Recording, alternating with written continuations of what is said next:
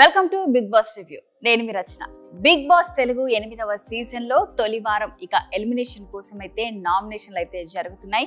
మరి హౌస్ లో రెండో రోజు అయితే చాలా హీట్ మధ్య అయితే ఈ గొడవలు కూడా బిగ్ బాస్ లో అయితే జరుగుతున్నాయి. మరి చూసుకుంటే మరి నామినేషన్లు అయితే మనకు గొడవలతో అయితే మొదలైపోయాయి. మరి చీఫ్లు కావడంతో ఇక చూసుకుంటే నిఖిల్, నైనిక, యష్మి వీళ్ళు ముగ్గురు మాత్రం సేఫ్ అని చెప్పొచ్చు, సేఫ్ జోన్ లో ఉన్నారు.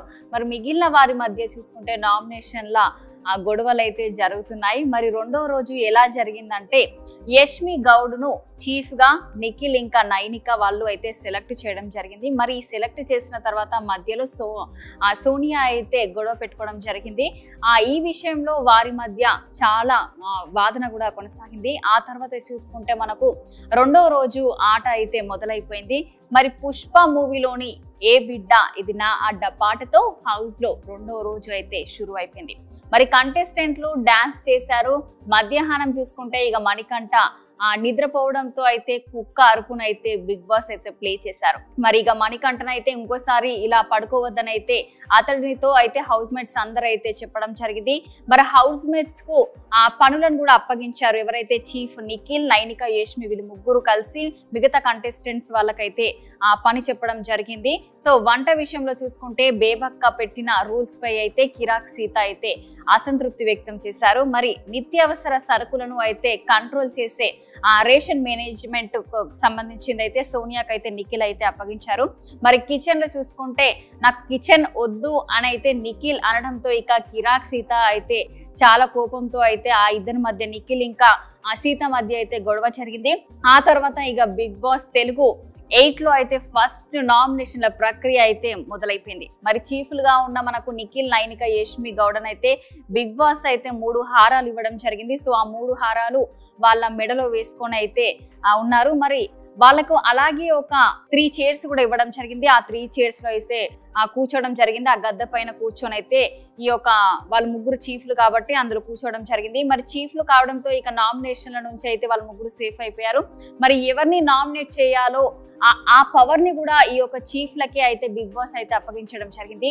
మరి కంటెస్టెంట్లు ఒక్కొక్కరు వచ్చి ఇంట్లో ఎవరు ఉండేందుకు అనర్హులు అని ఎవరు అనుకుంటున్నారో ఆ ఇద్దరు పేర్లను చెప్పి అందుకు కారణాలు, రీజన్స్ చెప్పాలని అయితే బిగ్ బాస్ అయితే కంటెస్టెంట్స్ కి చెప్పడం జరిగింది. మరి వారి ఫోటోలను రాయిపై అతికించి నామినేట్ చేయాలని అయితే బిగ్ బాస్ వివరించారు. ఆ తర్వాత ఇక చూసుకుంటే ముగ్గురు చీఫ్లలో ముందుగా ఎవరైతే కత్తి తీసుకుంటారో వాళ్ళు ఆ కంటెస్టెంట్ చెప్పిన ఆ ఇద్దరిలో ఒక ఫోటోపై ఆ కత్తి గుచ్చి నామినేట్ చేయాలని అయితే బిగ్ బాస్ చెప్పారు. మరి సోనియా చూసుకుంటే ప్రేరణ, బేబక్క వీళ్ళ ఇద్దరు పేర్లు అయితే మనము నామినేట్ చేసింది. మరి ముందుగా సోనియా అయితే స్టార్ట్ చేసింది నామినేషన్.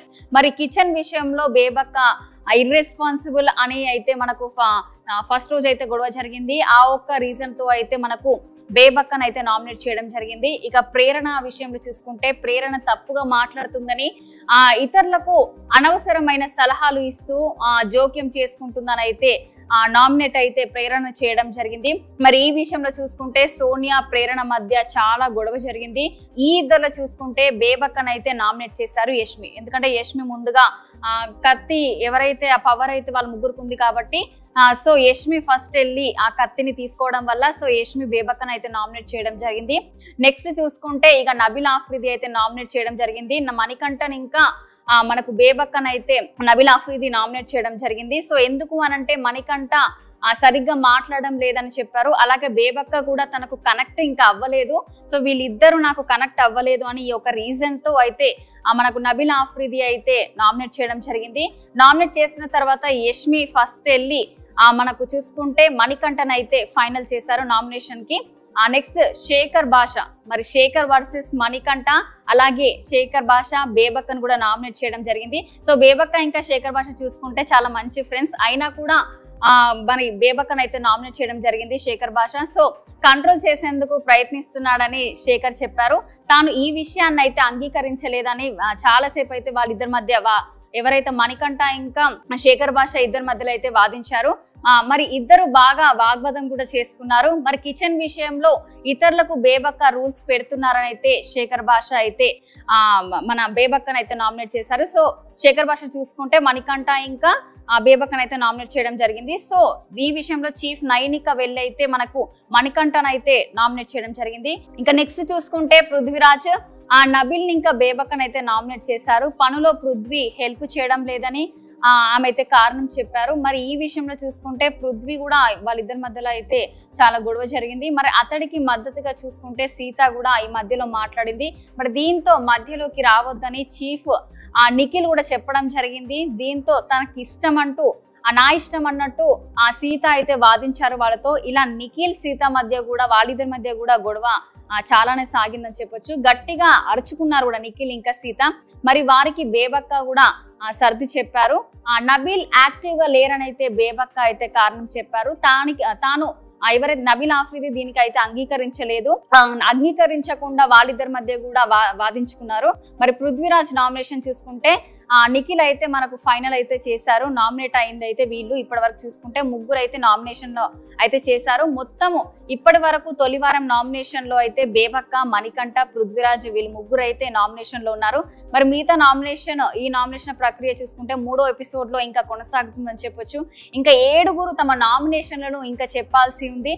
అయితే సోనియా, విష్ణుప్రియ, శేఖర్ భాష కూడా నామినేషన్ లో ఉంటారని అయితే తెలుస్తుంది. మరి దీంతో తొలివారం నామినేషన్ కు బేబక్క, మణికంఠ, పృథ్వీరాజ్, సోనియా, విష్ణుప్రియ, శేఖర్ భాష వీళ్ళందరూ నామినేట్ అవుతారని అయితే తెలుస్తుంది.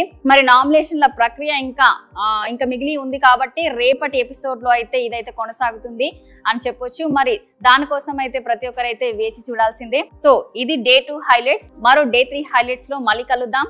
చూస్తూనే ఉండండి 6 టీవీ, సామాన్యుడి ఆరు ప్రాణం.